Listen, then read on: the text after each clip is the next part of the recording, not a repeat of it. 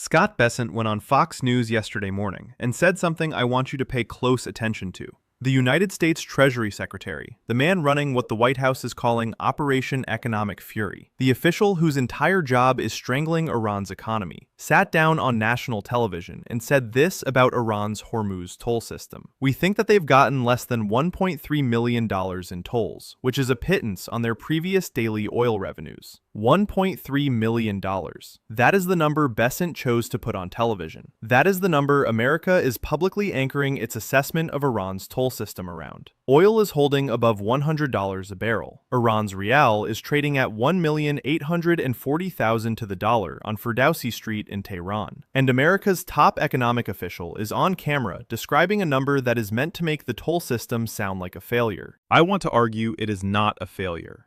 I want to argue the $1.3 million figure is not the story. The story is what that figure does not count, what it cannot count, what it was specifically designed not to count. And when you understand what is missing from Bessent's number, you understand why China has not said a single word about the toll system in 72 hours. Not a press briefing, not a foreign ministry statement, not a call to Tehran urging restraint. China's silence about Iran's toll revenue is not indifference. It is the most precise signal in this conflict right now. And understanding why China is silent tells you more about where this war ends than anything Bessent said on television yesterday. Start with the number itself and why it is constructed to mislead without being technically false. Bessent said he thinks Iran has gotten less than $1.3 million in tolls. That is almost certainly accurate. As a measure of tolls collected from Western-linked vessels, vessels with American connections, vessels insured by Western protection and indemnity clubs, vessels from countries that have complied with OFAC warnings, it is probably close to correct. The United States has warned that any shippers paying tolls or other fees to Iran for passage through the Strait of Hormuz risk being sanctioned. That warning was published by the Treasury's Office of Foreign Assets Control on May 1st. It specifically covered fiat currency, digital assets, informal swaps, and even payments framed as charitable donations to Iranian organizations. The warning is comprehensive, and it is aimed at the vessels America can reach.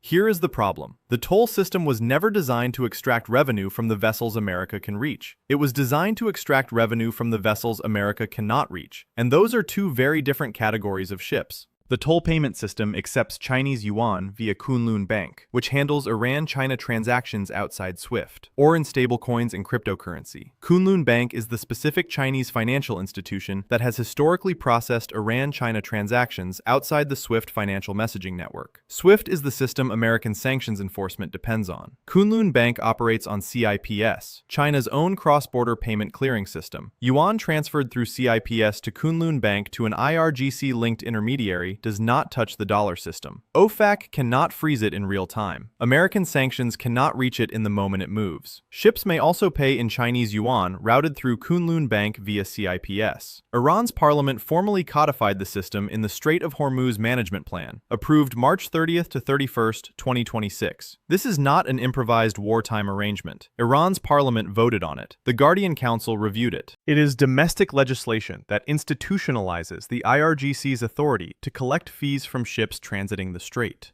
You do not pass a parliamentary management plan for a system you expect to be temporary. Now add the cryptocurrency dimension. Since mid-March 2026, the IRGC has charged ship operators up to $2 million per vessel to transit the strait, accepting payment in either Chinese yuan routed through Kunlun Bank via CIPS outside SWIFT, Bitcoin, or possibly USDT. A fully loaded, very large crude carrier carrying 2 million barrels of oil pays approximately $2 million at the rate of $1 per barrel. That payment settles in seconds. It does not pass through any American-controlled financial infrastructure. There is no wire transfer to intercept. There is no correspondent bank to pressure. The transaction completes and it is gone. At current traffic levels, public estimates suggest the toll system could generate up to $20 million per day from oil tankers alone, with $600 to $800 million per month possible if liquefied natural gas vessels are included. $20 million per day, $600 to $800 million per month. Those are the analyst estimates for a fully operational system at normal Hormuz traffic volumes. Bessent's number is 1.3 million total. His number and the analyst's ceiling are not measuring the same thing. Bessent is counting the tolls America can see and verify through Western financial channels. The analyst estimates are counting what the system would generate if all the ships currently transiting through the IRGC's Larak Island corridor were paying at the published rate. And the two numbers are separated by exactly the gap that China's payment infrastructure creates. This is what I call the invisible revenue problem. And it is the specific problem that Bessent's television appearance was designed to obscure rather than address. Here is the mechanism and why it works the way it does. The Strait of Hormuz has effectively become a toll road. Iran is operating a de facto passage fee system that accepts only Chinese yuan, grants preferential access to Chinese and Indian carriers, and leaves Western-flagged vessels with no viable transit option. Iran's Islamic Revolutionary Guard Corps has effectively set up a toll booth system in the strait, under which vessels that submit documentation and pay clearance fees can receive escorted transit through a single designated corridor. Ships that submit their International Maritime Organization number, their cargo manifest, their crew list, their ownership structure, and their final destination to an IRGC-linked intermediary receive authorization codes. They receive routing instructions, and when they approach Larak Island, a patrol boat is dispatched to escort them through. At least 25 vessels have taken the new route, which is less than 20 miles from Iran's main naval base at the port of Bandar Abbas since March 13th. Among those vessels was a Chinese tanker called Bright Gold. Crew footage from that transit was posted on Douyin, the Chinese version of a popular video platform, on March 23rd. It showed the ship passing between the two islands, with Iranian buildings visible in the background. China's cross-border interbank payment system has experienced significant growth over the course of the conflict, with daily transaction values surging from $85 billion to $130 billion. That surge in CIPS volume coincided precisely with the period when Iran's toll system became operational. The Atlantic Council analyzed this data. The Foundation for Defense of Democracies confirmed it. Neither organization is sympathetic to Iran's position. Both noted that the surge coincided with reports of ships paying tolls in yuan through Chinese banking channels. Now here's the part that connects directly to China's silence. China is now Iran's main oil customer, buying over 80% of its seaborne exports. In this partnership, Iran trades discounted oil for Chinese investment and goods, with payments increasingly handled in yuan instead of dollars, to reduce exposure to American oversight, while also advancing the internationalization of China's currency. Every yuan that flows through Kunlun Bank to pay an IRGC transit fee is doing two things simultaneously. It is paying Iran for access to the world's most important energy corridor, and it is doing so in a currency that China has been trying to establish as a credible alternative to dollar-denominated global trade for years. Tehran says that it will accept toll payments from ships crossing the Strait of Hormuz in cryptocurrencies or yuan. It is a rebellion against American financial influence on three fronts simultaneously: the payment currency, the messaging system, and the settlement mechanism. In March, when the conflict flared up, CIPS handled a record 921 billion yuan, around $135 billion in average daily volumes, a near 50% jump from the previous month. That is not coincidental. That is the toll system operating inside a payment infrastructure that China spent a decade building precisely to survive American sanctions pressure. China's silence about Bessent's $1.3 million figure is not China agreeing with Bessent's framing. China knows Bessent's figure measures only what American enforcement can reach. China knows the yuan-denominated transactions flowing through CIPS and Kunlun Bank are not included in that figure. China built the system that makes them invisible to American enforcement. And China is not going to hold a press conference to explain why its own banking infrastructure is the reason Bessent's number is wrong.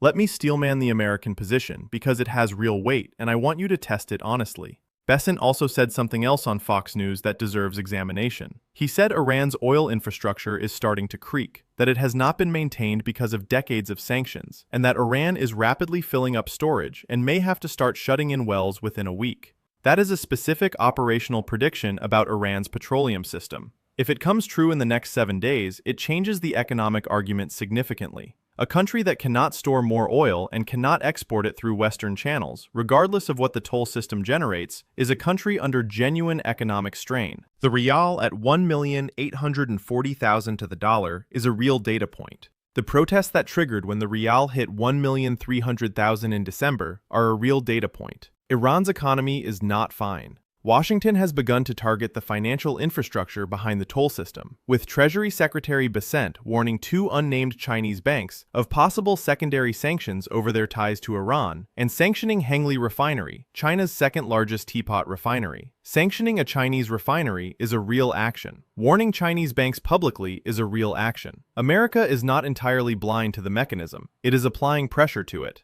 That argument is coherent. The economic pressure is real. Sanctions on Chinese refineries and bank warnings are not nothing. But here is what the steelman cannot account for. The warning Bessent issued to two unnamed Chinese banks is a warning. It is not a sanction yet. And the distinction between warning and sanctioning a Chinese financial institution is precisely the distinction that China has been exploiting for 65 days. China's approach is opportunistic. Beijing seeks to preserve Iran as a useful partner while limiting the risk to China's own interests, especially the risk of provoking stronger American action that could undermine the current trade truce. China has calculated its exposure and concluded that the American warnings are not yet going to become actions that cost Beijing more than the Iranian relationship is worth. And that calculation updates every time America issues a warning and does not follow it with a sanction.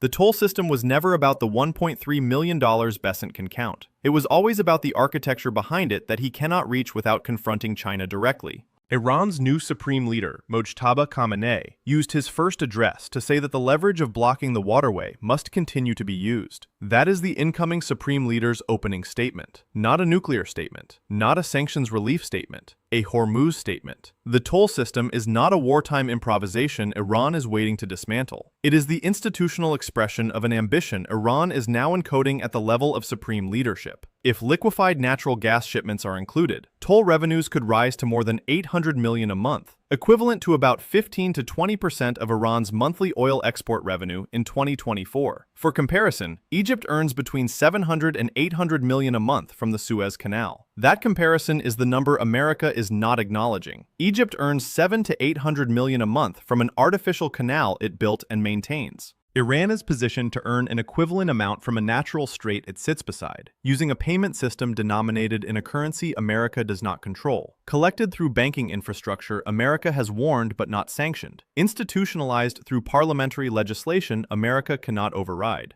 Bessent chose 1.3 million. The architecture behind the system points toward 800 million a month. The gap between those two numbers is not a measurement error. It is the distance between what American enforcement can see and what China's financial infrastructure keeps invisible. Watch three things in the coming days. The first is whether Bessent's prediction about Iran shutting in oil wells within a week comes true. He named a specific timeline on television. If wells start shutting in within 7 days, the economic pressure argument gains significant credibility, and the toll system's importance as a revenue offset grows more urgent for Tehran.